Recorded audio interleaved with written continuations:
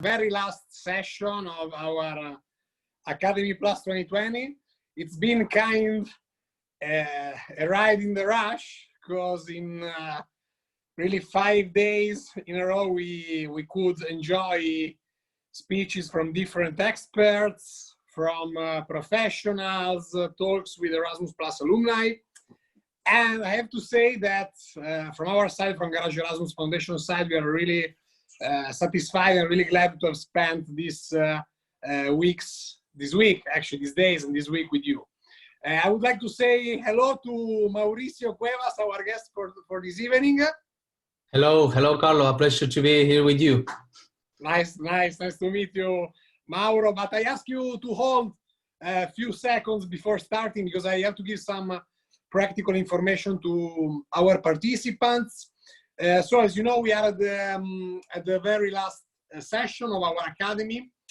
One very important thing, you will receive during the session, like in the last minutes of the session of tonight. We don't send it now, otherwise you would be not following our talk. You will receive the link here in the Zoom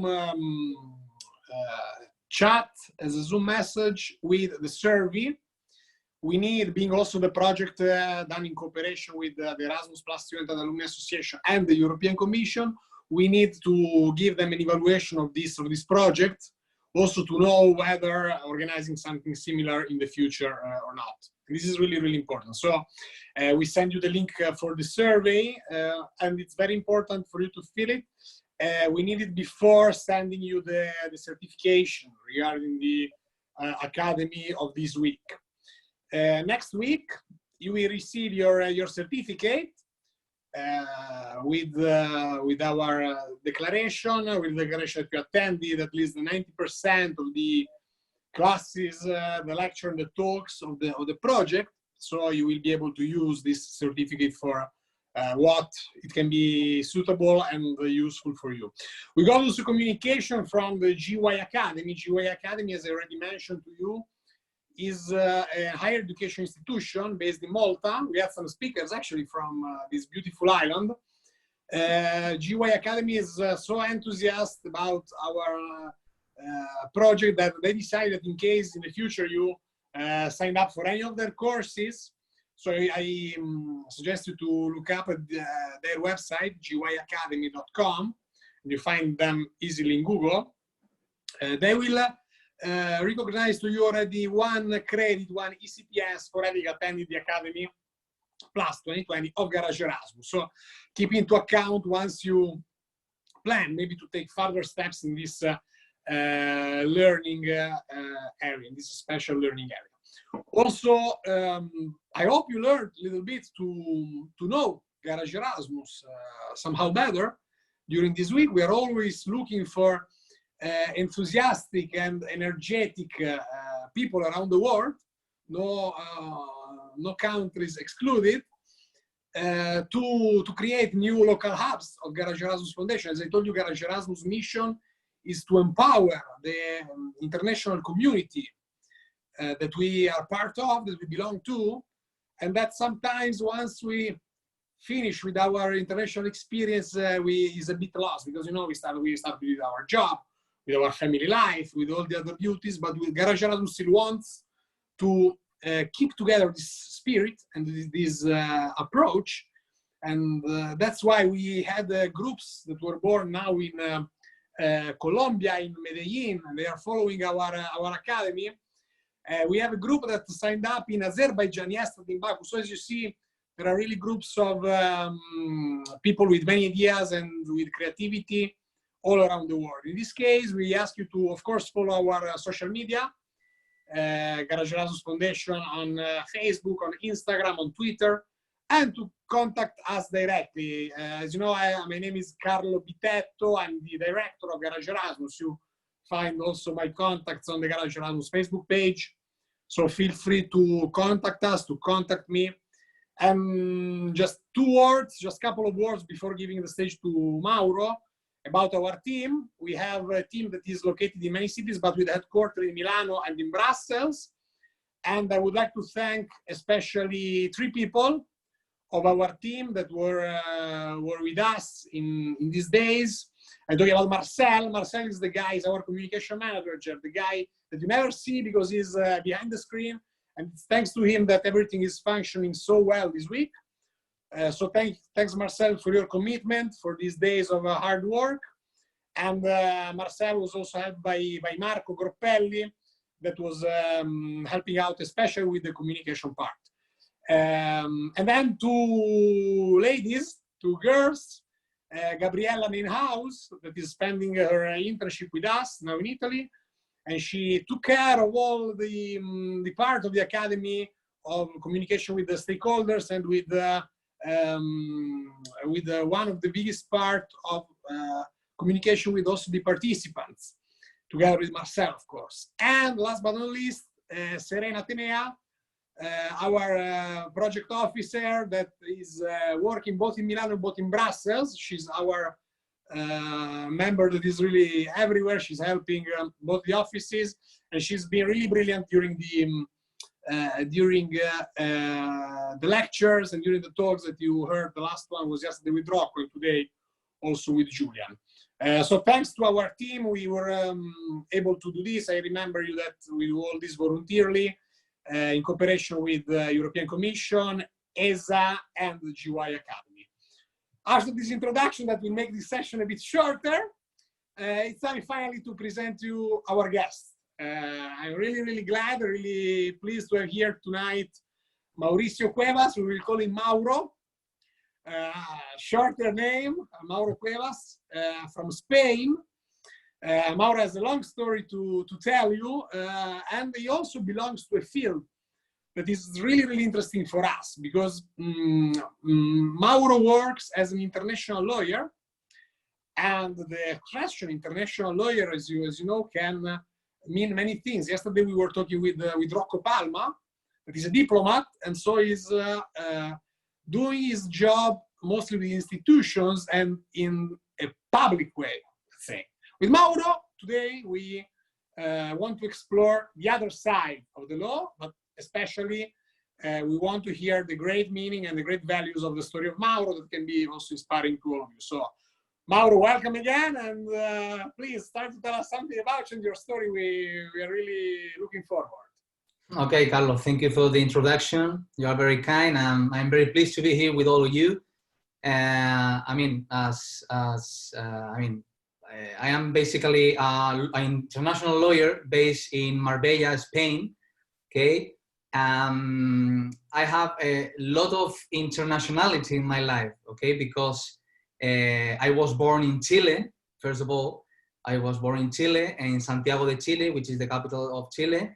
And there I have studied until I was 15 years old.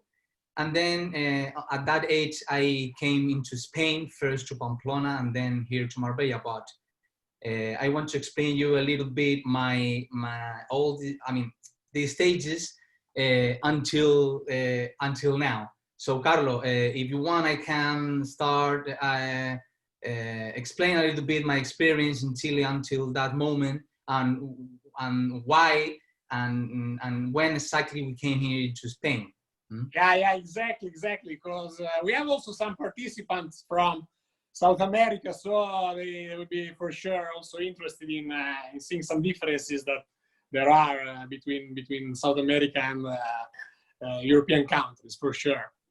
Yeah, I mean, in order to start with this smooth introduction, as I told you, I was born in Santiago de Chile, and I have studied in Cumbres School until 1998. Okay, when we came into Spain. Okay, we came to Spain basically because my father was offered a job here in Pamplona, concrete in Pamplona. So we came into Spain. At the beginning, we were a little bit upset because we were not losing, but it would be difficult to maintain the contact with our colleagues there in Chile. But also very excited because we were coming to a different culture and a country with a very rich culture, people, very good people, and also, as they told us many times, as they called in Chile, Europe, the old continent, okay? So we were very excited, okay, because in Chile we, of course, study all the things that we are coming from, and we come from Spain, okay, which is the mother country. So we came into Spain. I studied first in Pamplona 3 years, okay, at the Maristas School, and then I started my adventure in the University of Navarra, okay, which, as you may know, is a very prestigious institution in not only Europe, all around the world, okay, and also my colleague Carlo here studied with me the last year, okay. So it's where we met, actually. Is where we met. Yes, indeed. Yes, indeed. Yes, is where we met. So I mean, that's all. I mean, and all the years that I have been studying at the university were one of the better years in my life. Okay, so one thing that I would like to explore also with you before going to the university period is I mean, if I counted correctly, when you moved from Chile to Europe, you were 16, correct? Yeah, around 15, 16. Okay, okay, so a kid, not a child, but a kid. Let's say Yes. you remember teenager. Teenagers. Do you remember some feelings, some doubts, some fears that your family had, let's say, before making such a big move?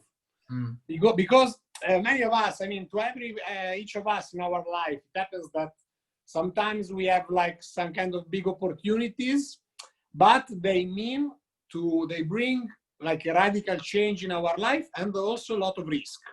So I would like a little bit to focus on this moment when, like, I mean, maybe mainly the decision was, of course, on your parents, but yeah, what feelings do you remember at the time?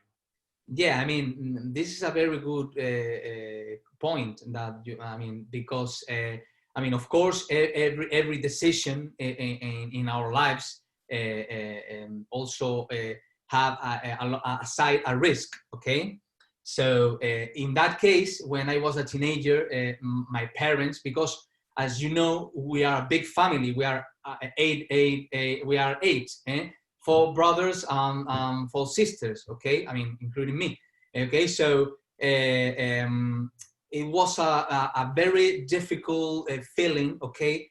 But we were very excited, okay? I mean, I was a teenager. Maybe I didn't feel the responsibility that maybe my parents were handled, okay? But I also had my fears because I didn't know very well which things I will be finding here, the people, the language, because although we speak the same language, maybe the expressions are different. I mean, we're a lot of things, but we go through all that, okay? I mean, as you know, I am a very public relation person, okay? And I always wanted to make new relationships, new friendships with people. So I integrated very, very well in that atmosphere. Okay, so but of course there is a risk, there is always a fear, but we were very excited and very looking forward to that adventure.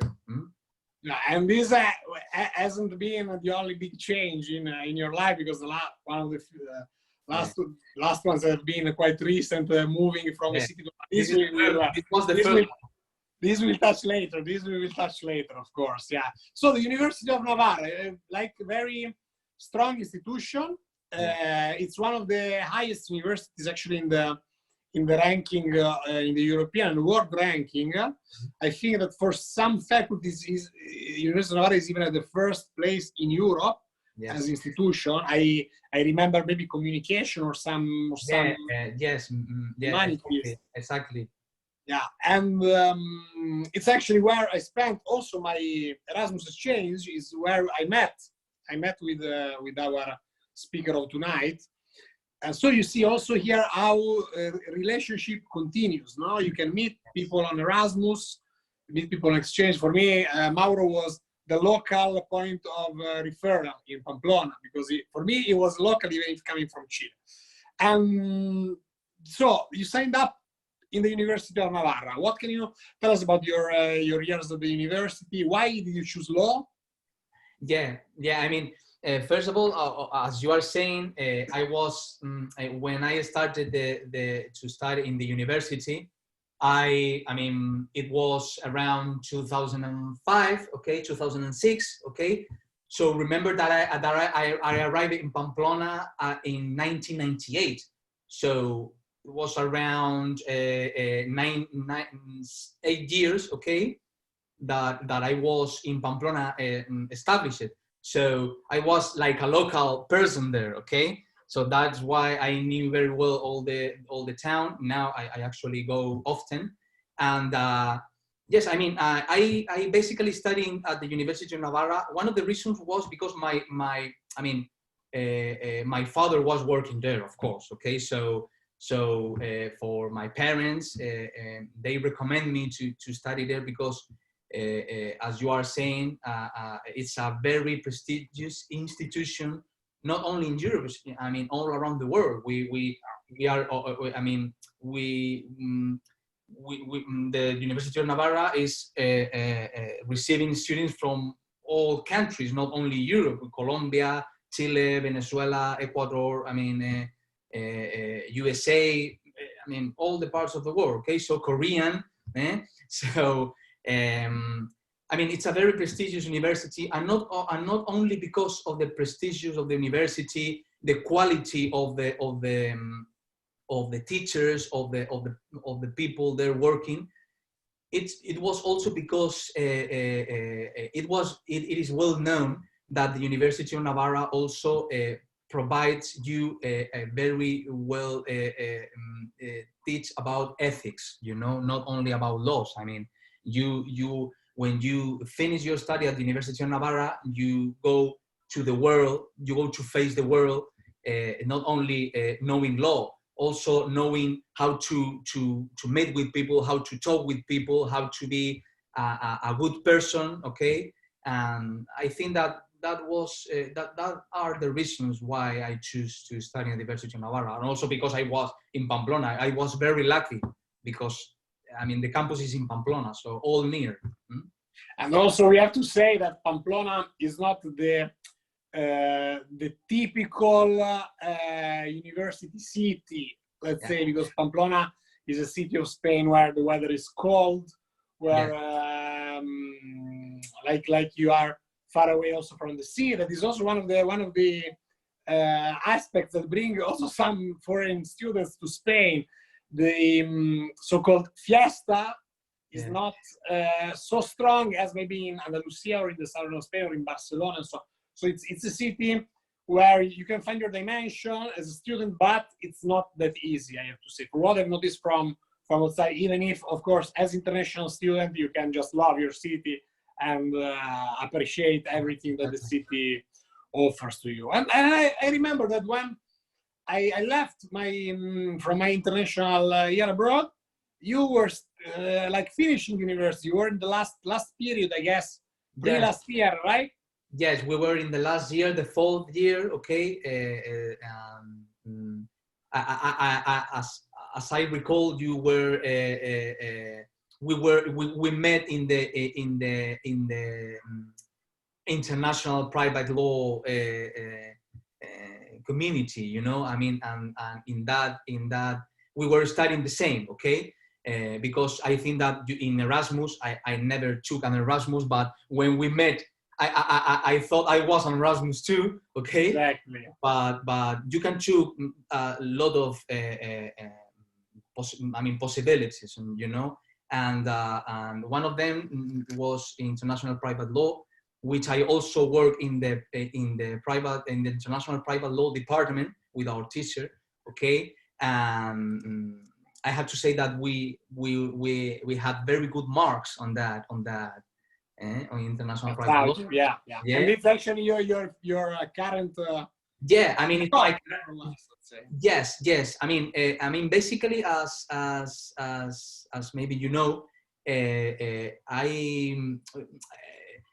do apart from international private law, I do also real estate law, civil law. I mean, international private law is part of the civil law, you know, but a little bit of criminal as well, okay, and companies, very little, okay. But my specialization, it's real estate, international private law, and civil law. Okay. So, and Mauro, do you remember something about your first interviews or the very first interview? Because one of the topics that our academy touched on Wednesday with Clive was how to face yourself to your first interview. That is a very important moment of everybody's life and everybody's career. Now, actually, there is also this kind of change because many interviews will be online. In this period, they will be done online with tools, with Zoom, with Skype, and so on. Some even with WhatsApp will be done. What do you remember about your first interview? Were you nervous? Were you anxious? How did you? As a little introduction, I have to say that I have had many interviews in my life. Okay, and because prior to study or when I was studying the school, I work as to pay my studies as well. I work as a barman or so I had many interviews in my life. Okay, but the first interview I remember when I finished the degree of law. Okay, was in Pamplona. Okay, when I finished my master degree. Okay.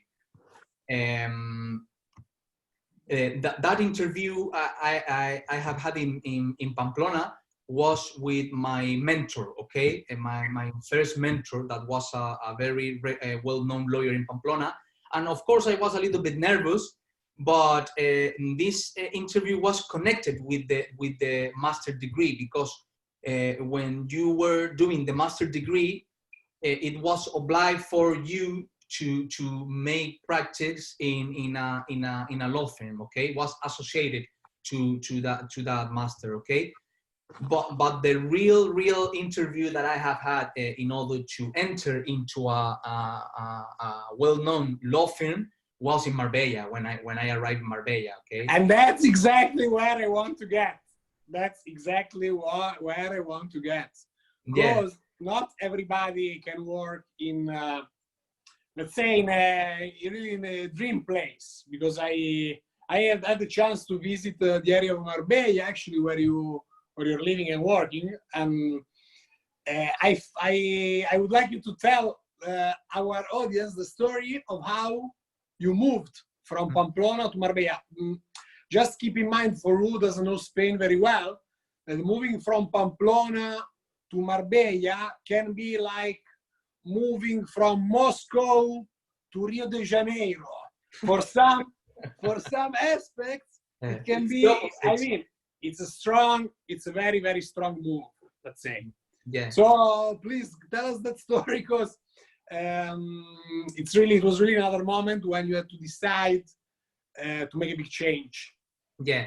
I mean, I have to say that when I was in Pamplona, as you may know, the weather is very cold. Okay, I mean there are not a lot of sunny days. Okay, in Pamplona, and even I was there 16 years. I never get used to that weather. Okay, I mean people are very kind, but as you are saying, I mean that comparison is perfect. I mean you are moving from Moscow to Rio de Janeiro. I mean even people is different, okay? But attention that we have probably Anastasia from one of our participants. Is from Moscow. Okay. Okay, so I mean the movement was because I was working in this law firm associated to the master degree I was doing, And when I finished the master, this law firm was very happy with my work, so they kept me, okay? And 1 year later, I visited my mom. That my mom moved to Marbella because she was offered a work here in Marbella, a job. So I moved to Marbella for holidays in August. Okay, so okay, I was nothing related to work. Nothing relating to a job, to work. Okay, so I came here to enjoy holidays with my mother. Then my brothers came. One day I was in a party in the center of Marbella, and we were talking with friends, and they introduced me to another group of friends. Okay, so I mean, I have to say a point. I have to say before this that I was willing to come to Marbella because my mother was always telling me by phone, I mean, you have to come to Marbella. This is an incredible place, a lot of sunshine. The people is very, I mean, kind. Oh, well, okay. So I came to enjoy holidays, and I see all that Puerto Banús, Marbella, and I say, wow. I mean, I have to live here. I have to come here. Okay, so. One day I was on a party, and they introduced me, as I was saying, to a group of friends. And one of the friends that they introduced to me was saying, my cousin is working in a law firm here in Marbella. And I say, yes. And he said, yeah. And I never met this man before. Okay, but we were talking. We were drinking a gin tonic, whatever. Okay, I don't remember if it was a whiskey or a gin tonic. Okay, and we are also on the hour of the aperitivo, so we can mention some drinks. Yeah. Inspire also some aperitivo while here in this store. So I mean, we were talking, and we made a very good friendship. And he told me, okay, so you appear to be a very good person, okay? So I will introduce you to my cousin, okay? So he gave me his telephone number. So it was Saturday, okay? So on Sunday, I woke up, as you may know, after that party at 1 p.m. Okay, I was with a little bit of hangover. Okay, and I woke up and I said, okay, I have nothing to lose. I will call this person to see. This is exactly the sentence. I had nothing to lose. I had nothing to lose, exactly. So I will call this person. Okay, and he was very nice. Okay, he was a little bit surprised. I mean, who's calling me? Who's calling me? I mean, you are calling me a Sunday? I mean, it seems he was also with a little bit of hangover. But anyway, because party in Marbella is very good. Okay, yeah. So imagine Sunday morning. So I told him, I mean, I am Mauricio Cuevas. I met your cousin yesterday in a party, whatever, okay? And he told me that you have that you are working in a law firm here in Marbella. And he said, yes, yeah. So we started to talk, and he told me, okay, because you are referred by my cousin, I will arrange a meeting with our managing director, okay, managing partner in Marbella, okay? Because then after I will tell you that we have offices in Madrid, Marbella, Gibraltar, Soto Grande in Cádiz. So then I will. So I went to my first meeting, and he received me in the office, in the conference room, and he was very kind. And at that moment, the managing director was not in the office. Okay, so he received me. He started to talk with me. I told him where I come from, my story, that I studied in the University of Navarra, my experience a little bit, and he told me, okay, so can you come tomorrow because the managing director is not here now? And I say, okay. So my parents were with me, So not at the interview. No, not in the interview. Of course. They were waiting for me out of the building. Okay. They were in a restaurant having lunch, and I joined them. Okay, to have lunch. And in the middle of the lunch, I received a phone call from this managing director. I thought I was going to meet him the day after, and he called me, "Are you in Marbella now?" And I say, yeah. "Can you come in 5 minutes?" And I say, "Of course, I am having lunch in the restaurant just in front of the building." Yeah. Very lucky. Crazy. So I went to this interview. He was very kind. He's very kind because I will make 8 years in the firm. So he interviewed me, and he said to me, "Okay, I like you. I like a lot of people coming from University of Navarra, and when you can start?" And I say, "What?" And he said, "Yeah, when you can start?" And I say, "I have a problem." What problem? That I am here on holidays.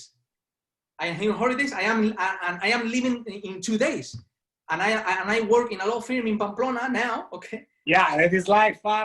How far is it? How many kilometers? Around 1,000 kilometers. 1,000 kilometers. Yeah. Okay. Wow. So, and I have my compromises because I have, as far as I remember, that the next week I have around 2 trials, 2 hearings in the Pamplona courthouse.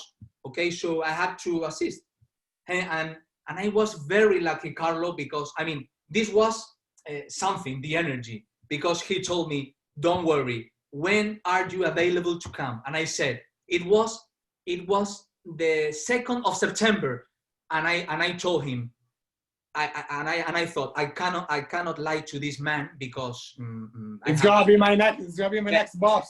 Yes. So I told him, I am available.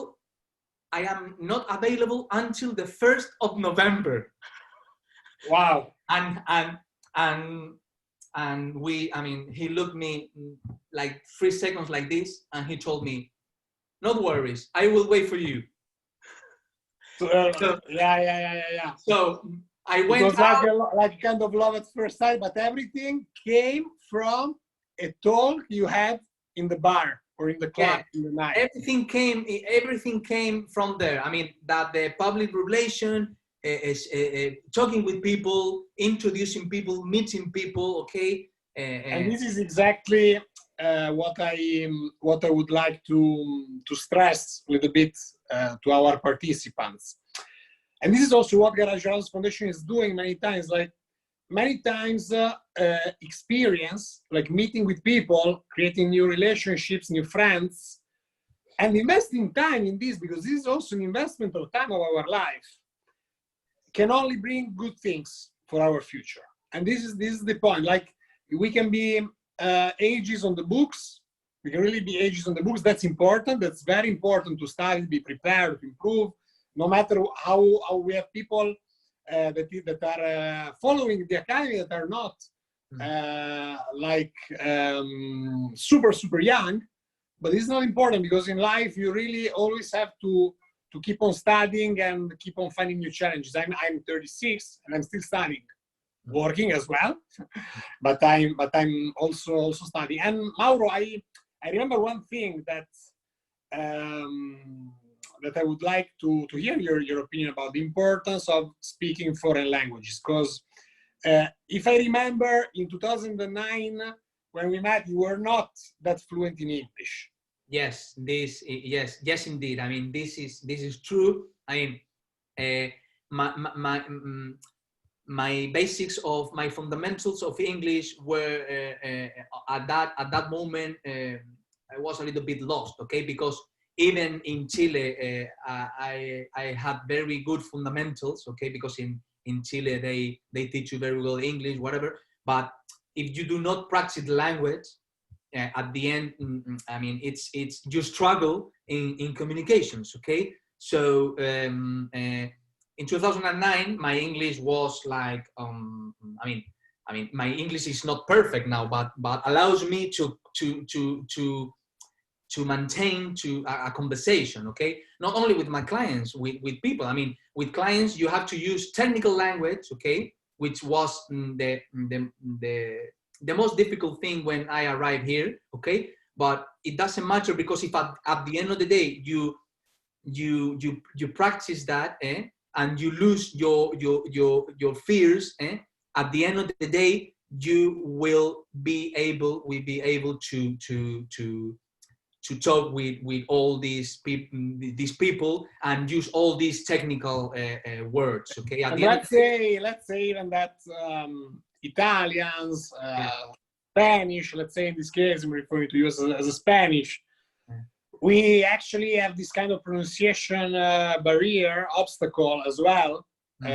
I'm still working on that. So it can even cost a little bit more, but I mean, really, learning new languages is something that is never really lost time. It's never lost time. No, never ever.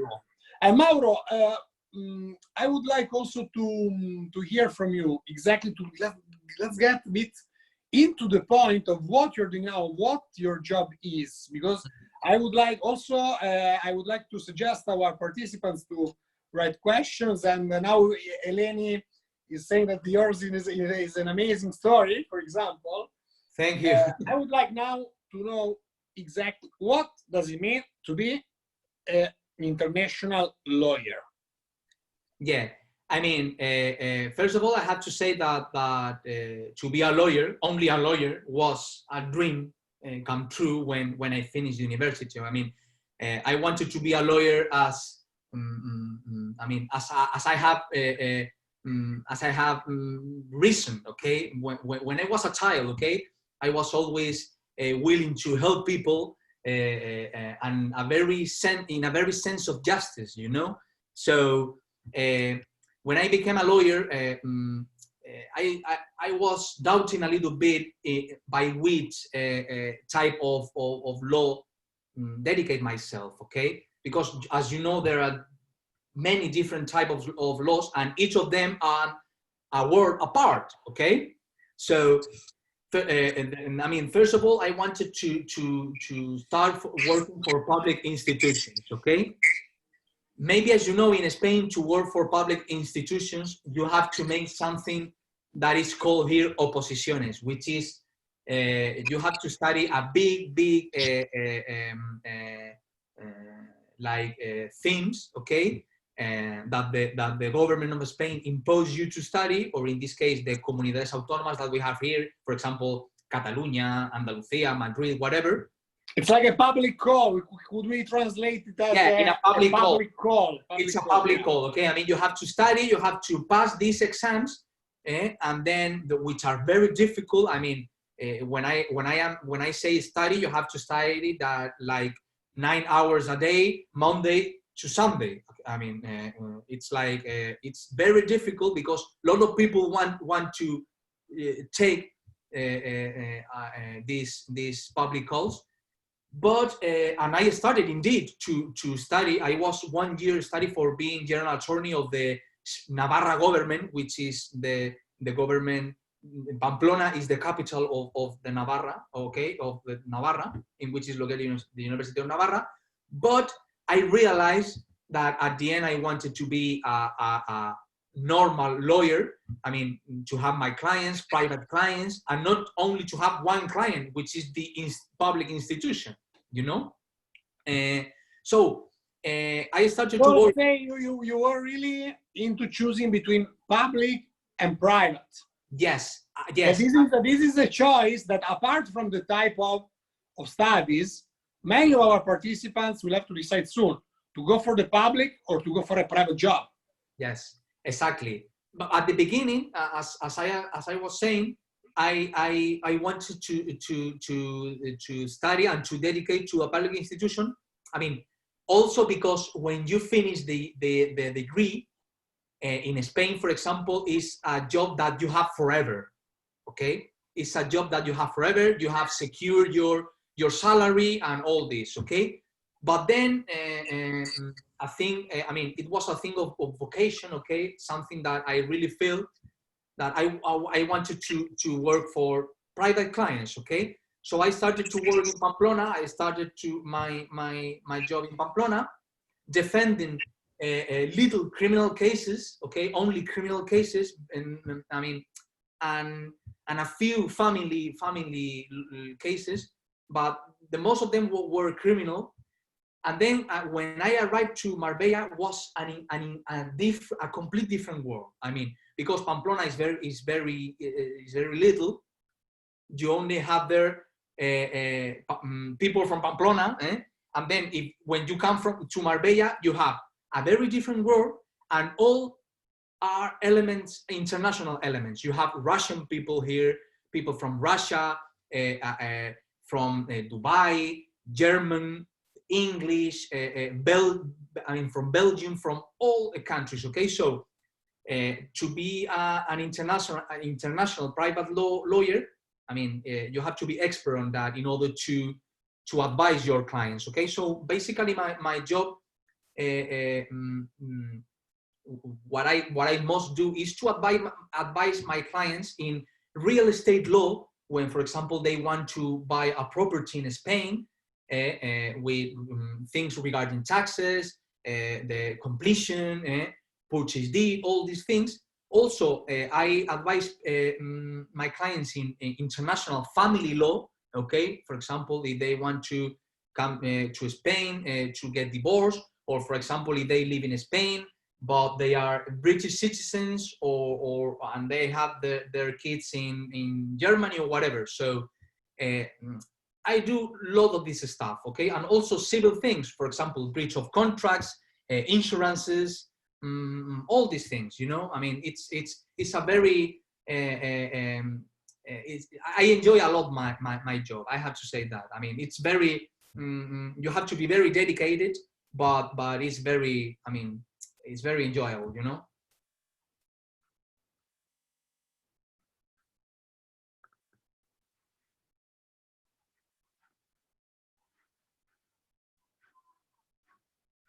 Carlo, can you hear me?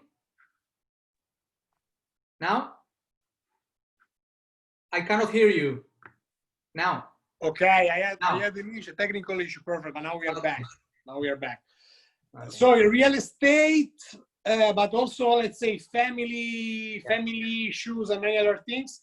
Now I would like to hear some stories, of course, of what you are doing daily. Like, tell us what it means, because this, let's say, aspect, this position of the private lawyer, let's say, international private law, is something that is a little bit gray, because everybody knows more or less what it means to be working for an institution, or at least we had some experts that were talking about this, Francesco Cappè, also Rocco yesterday, Rocco Palma, our diplomat. Tell us what you're doing during the days, apart from going to the court, of course, because going to the court is, let's say, the terminal that applies to every kind of lawyer, despite the single area that the lawyer belongs to. Yeah, I mean,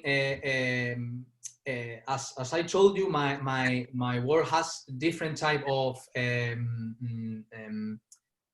issues, you know, things to do. I mean, it's very enjoyable. I mean, I will never get bored, you know, because a normal day is I go to the office, I arrive to the office. I mean, these last 2 months, all was through Zoom, okay, because we were in quarantine due to this coronavirus situation.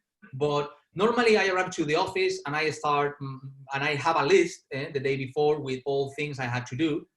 And I have arranged a lot of meetings with clients personally, sometimes with clients from Russia by Zoom, by Skype, or meetings in London. Sometimes I had to go personally to London to meet my clients, okay, or other colleagues, in order to have to discuss about these matters.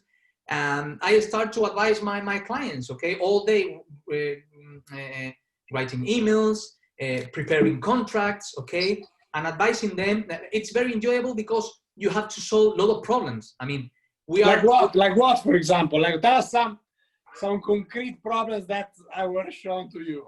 For example, one problem that we 2 or 3 years ago we usually were facing is, for example, here in Spain with these very hard years from 2010, okay, where 2015, okay, we were advising clients because they were buying properties in Spain, for example, off plan, okay.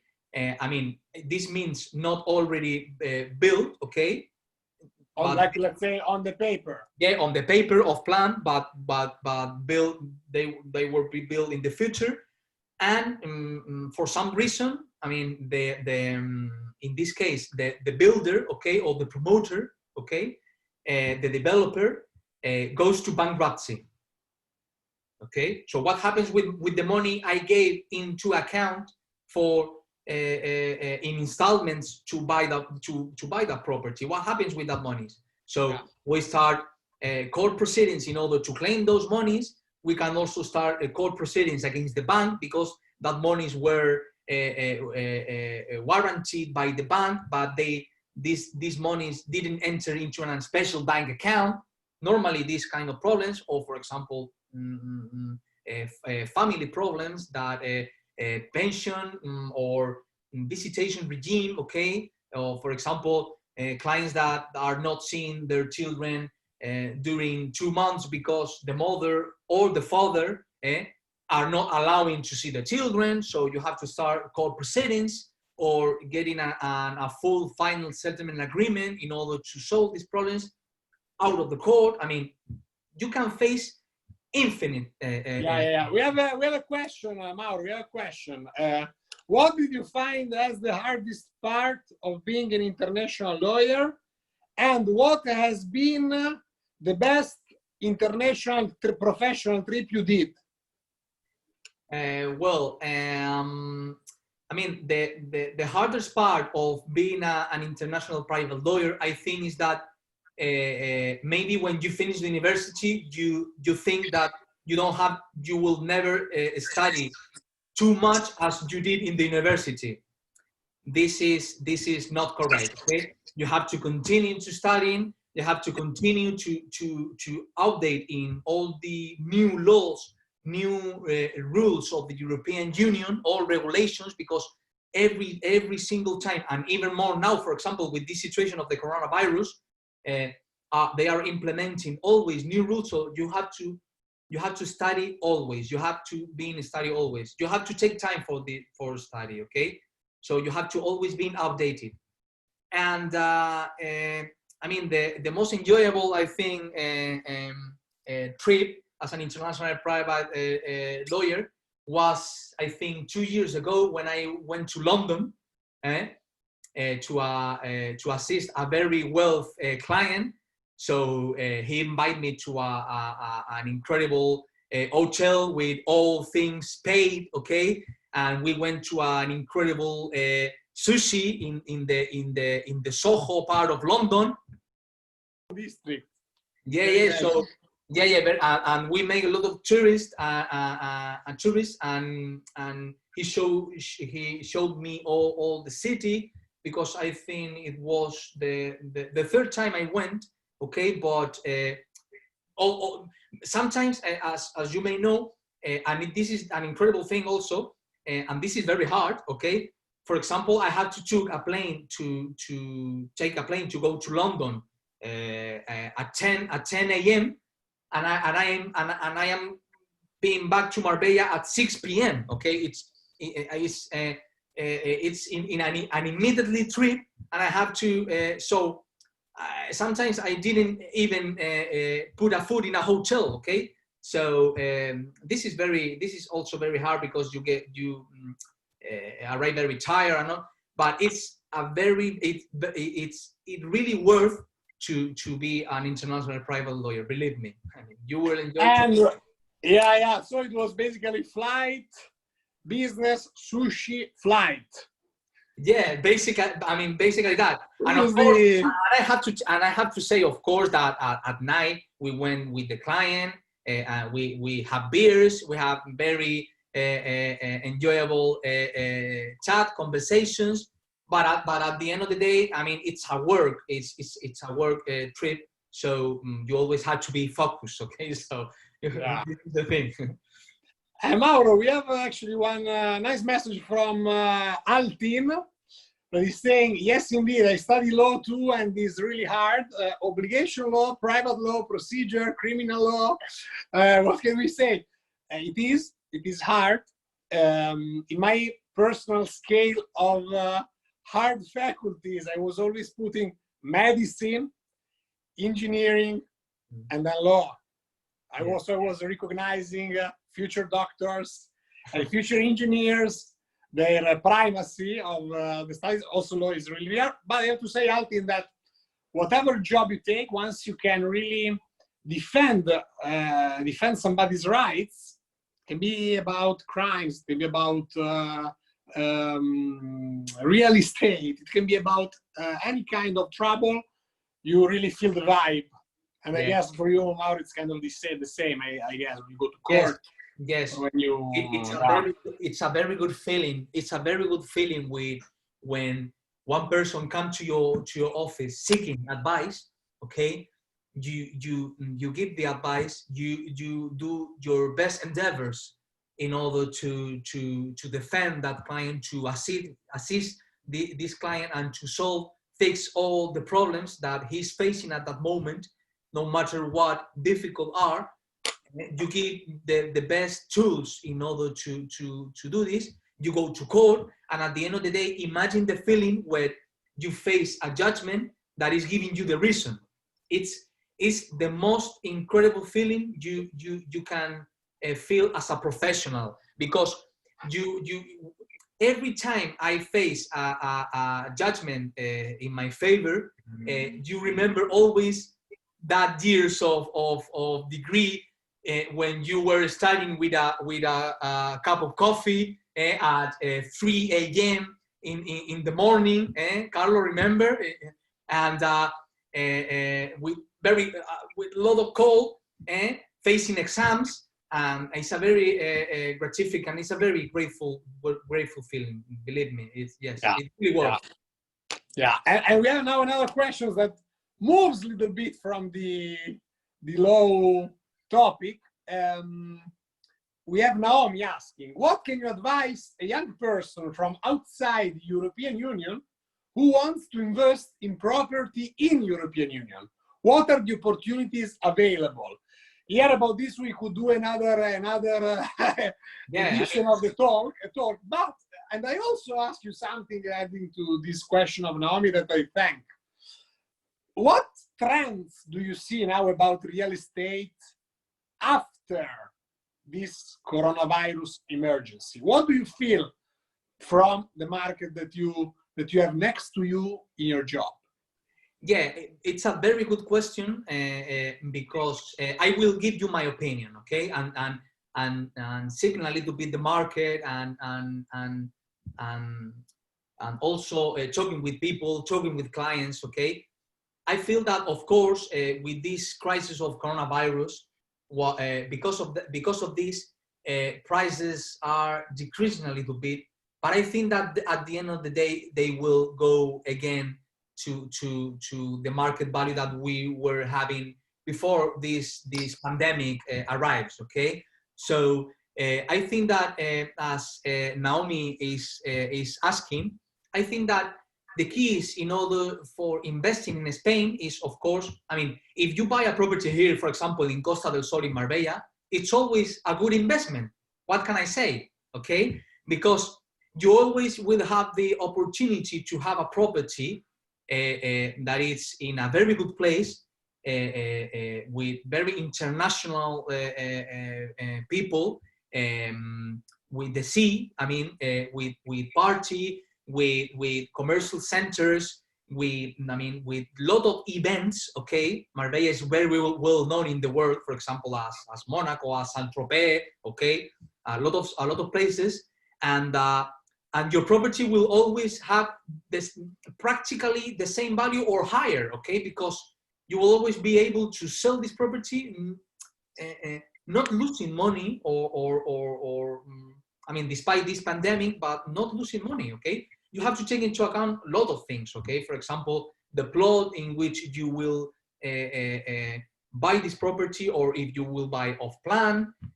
Of course, you have to take into account, I mean, as Carlo is saying, this is an issue for, this is a topic for another meeting, okay? Because it's very big, but you have to take into account taxes, you have to take into account the urban matters of the property, the price. I would say, Mauro, like that. I think that Naomi is thinking about purely investment, let's say. Now let's imagine that you have all Europe in front, or at least the countries where you and we have experience about. Let's pick, I don't know, 3 cities where you think, of course, having the money, having the availability of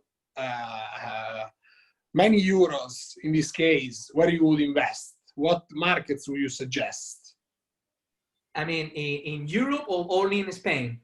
Let's say in Europe or also in Spain, I mean, according to your experience. I mean, in Spain, for example, I am not saying this because I work here, but Marbella is a very good city to invest, okay? Or Malaga, I mean, Costa del Sol. With Costa del Sol, I mean Malaga, Torremolinos, Marbella, okay, Estepona, okay? Also in Cádiz, there are a lot of foreign people which are investing there. For example, in Tarifa, okay, in all these places. And for example, I mean, in Spain, it's very well known that, for example, Benidorm, Valencia, okay, are very good places to also invest, okay? I mean, it depends. If you want to invest in a place in which you want, for example, at the end, if you are living in the UK and you want to invest, or in Moscow, and if you want to invest in a property which you want to rent the whole year, and then when you came, for example, here in July and August, which are here the summer months, okay, you will always have the possibility to win money or to renting that property the whole year, okay, because it's very I mean, easily this property will be rented out, you know. So it's a very good investment. The same as I am saying in Valencia, or for example, some places of Catalonia. Okay, so there are a lot of places in which. So we moved a little bit to real estate. You have to see mostly also which are the cities where people are moving the most for business reasons or tourism as well. Of course, now the pandemic put a little bit in crisis all this sector as well. So it's not, probably the next 12, 18 months will not be the best moment for the real estate, for the rentals. But once this pandemic will be over, we hope soon, for sure people will want to travel as much as they never did. And I am already planning my travels for, I don't know, 2021, and I'm sure Mauro is doing the same. So. And a very curious thing, Carlo, is that I heard, okay, that because of this thing of the pandemic, the clients, or in this case, the people that have their second residence here in Spain, for example, in Costa del Sol, but when the pandemic started, they were, for example, in London, okay, in their first residence. They are crazy for traveling into Marbella. And even the people that were not the owners of properties in Marbella and only renting, they want to buy a property in Marbella, so if at the end of the day another pandemic comes, they have a property in Marbella to live and be near the sea, and not being in London when the pandemic comes, you know. So it's all very, the market is very crazy right now. It's volatile, I would say. It's really we really don't know exactly what will happen. No, I mean, of course, I mean, it's very difficult to see. But let's see what we will face in the near future. I mean, Mauro, you will never believe me. It's already 8 o'clock. You will never believe me. Incredible. 1 hour. But since I noticed that there is a high interest in our participants for a possible professional future in the public sector, especially in the sector of institutions. So United Nations, in European Union, in all these kind of entities. I would like to ask you if you have some advice. Maybe you have for sure experience with some colleagues that are working in this area.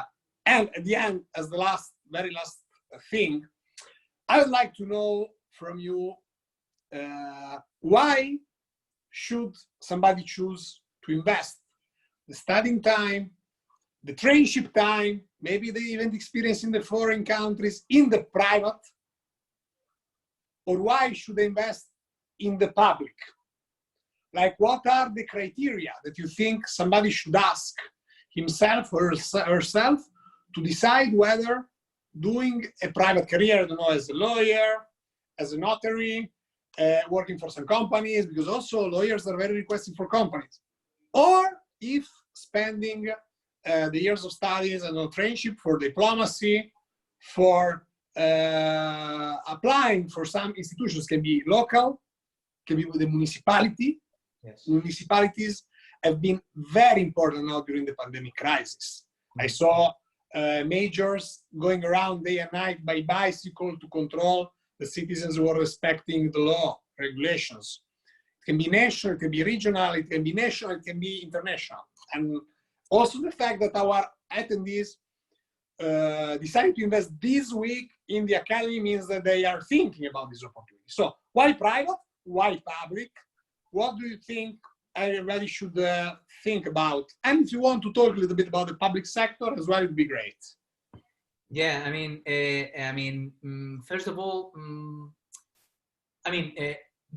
public law and private law are completely different worlds. Okay, so I think, Carlo, that is a thing of vocation. Okay, I mean, a thing of what you want to do with your life. I mean, to who you want to serve. Okay, I think that I mean, of course, working for a public institution as well as working for private clients have these advantages and disadvantages. Okay, so if you work for a public institution, of course, you will have the most of the times, if you do your job well, okay, you will have your salary secure. Okay, you will have very good experiences, for example, working for the European Union. I have clients that work for the European Union.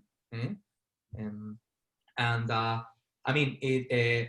mean, if you are assisting the European Union, you have the feeling that you are working for the European Union. I mean, it's something that is very big. You know, you are not only working for your country; you are working for the whole Europe, making rules, defending the European Union. Okay, for example, working for the European Bank. Okay, or it's and also it's very prestigious to work always for a public institution, because if at the end of the day you want to change and go to work for private clients, that if you have worked for a public institution, always will be a very good a point in your CV. Okay, will be always good. Okay, and for example here in Spain, but the things that, for example, maybe in order to enter into the public institutions, the challenge is to compete with a lot of applicants that also want to work on that public institution in the same place as you are applying for. Okay, so this is the challenge. Okay, working for private clients is also has his advantages and disadvantages. Like, for example, maybe it's I mean, you can do, I mean, understand me whatever you want, okay? Because you can take the clients that you want, okay? You can not take some kind of clients, because as a lawyer, of course, I have always to say that some clients are not worth to be taken in order to advise them, but for a public institution, you have to do what they order you to do. Of course, if there is a conflict of interest, you will never go against your ethics, you know? But the private sector is completely different, okay? Because normally in public institutions, you will only touch administrative laws, public laws, and I think that the private laws are it's a completely different world, and are infinite law, civil issues that you can face, okay? It's very difficult for me to explain this because I have never worked for a public institution, but I was applying for working for one, okay? But this is what I can say. I mean, from my point of view, working for private clients is very enjoyable, okay? Because you have I can use this word. You will face a lot of adventures, okay? Good. I mean, some of these adventures will be very good, and some of them will be. Sometimes, of course, you get frustrated because sometimes you never you will not arrange or get what you want, but the most of the cases you will get that, okay? And this is what you have to focus. I think that. I don't know if I am explaining a little bit what. Yeah. I mean, it's a very hard it's a very hard point. I will make just a comparison, for example, regarding one area, the area of transports. Yeah. Regarding the area of transports, if you are working, for example, in public, you may be working for the European Union and, for example, working on the regulations about flight companies, even about the support given by European Union to the member states, to the rules that the companies have to respect, and so on. Or in 2004, there was a regulation by European Union for the rights of the passengers. So in this kind of preparatory phase, especially, or you will be also working regarding the infractions, regarding the violation of the treaties, for example. If you're working in private law regarding transports, for example, you might be working on supporting and helping the passengers with their rights. Yes. If you are citizens from Chile and you are stuck in Russia for a flight that goes from Portugal to Moscow, what is the applicable law? What is the court that will protect your rights? Jurisdiction. So this is exactly, you see, the same topic, transports, and the way you can tackle it, belonging to public or belonging to private. I mean, the moment of making this choice can be at the age of 25, at the age of 30, at the age of, why not? Why not 35? Or I have even some colleagues that decide to move from private to public or from public to private even after their 40s. A lot. Their 40s. So, I mean, it's really, really interesting. But I guess now, Mauro, that the time is really up. Wow. And I have to thank you so much for your inspiring story. I hope that our attendees also enjoyed it, and really try to make as many experiences as you want. If you want to dedicate yourself to private or to public sector, just try to invest as much energy and never make you let down by any crisis, any difficult moments. I have friends that after months and months of unemployment then found their company where to work, their institution. So really try to give it all, give all the energy and the enthusiasm that you have. If you want to say just a few words before closing, Mauro? Yeah. I mean, first of all, I want to thank you, Carlo, for inviting me to this series of meetings, okay? It was a pleasure for me to share my my stories, from the beginning with all of you, and as Carlo is saying, I subscribe his words. I mean, it really worth to study. It really worth to not only be a library mouse, but to have public relations, okay? And it really worth. I mean, it really worth the risk to go out, okay? Because I will be maybe if I didn't take the risk, if I never took the risk to come to Marbella, I will be in Pamplona or in Chile, okay? So believe me that it really worth, okay? And it was a pleasure for me, as I am saying, okay? Thank you, Mauro. Thank you very much. And Thank now you. everybody will receive the link of the survey. Please fill it so we can formally complete our academy link. Yes, Marcel now just posted.